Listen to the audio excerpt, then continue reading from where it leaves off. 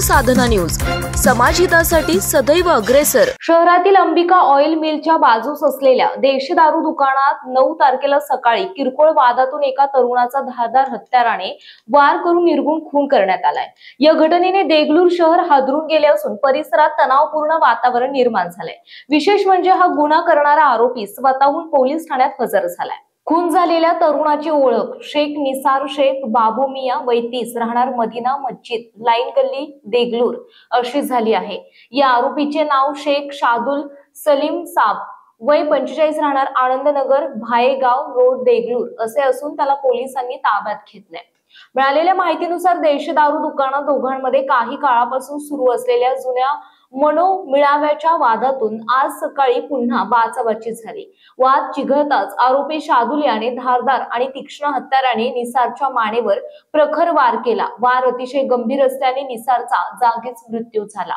घटनेची माहिती मिळताच देगलूर पोलीस ठाणे आणि स्थानिक गुन्हे शाखेच्या पथक घटनास्थळी तात्काळ दाखल झाले। घटनास्थळ पंचनामा, साक्षीदारांची चौकशी आणि तपास सुरू असतानाच आरोपी स्वतः पोलीस ठाण्यात पोहोचला आणि गुन्ह्याची कबुली दिली।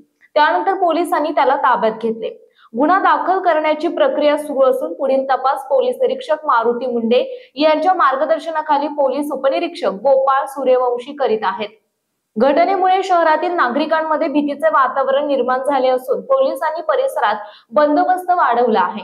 आज सुबह 9:30 से 10 के दरमियान देगलूर में सराफा लाइन में जो देसी दारू का गुत्ता है जो सरकार मान्य है, वहाँ पे शेख निसार बाबू मियाँ का कत्ल शेख शादुल शेख शरीफ जिनका एज अराउंड 45 ईयर्स है उन्होंने किया।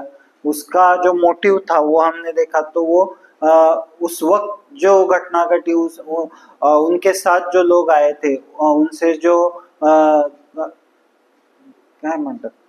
उनसे जो झगड़ा हुआ था उस झगड़े में से थोड़ा सा गुस्सा आके वो पहले से ही दारू पी के था आरोपी, तो उसने उसका कत्ल किया।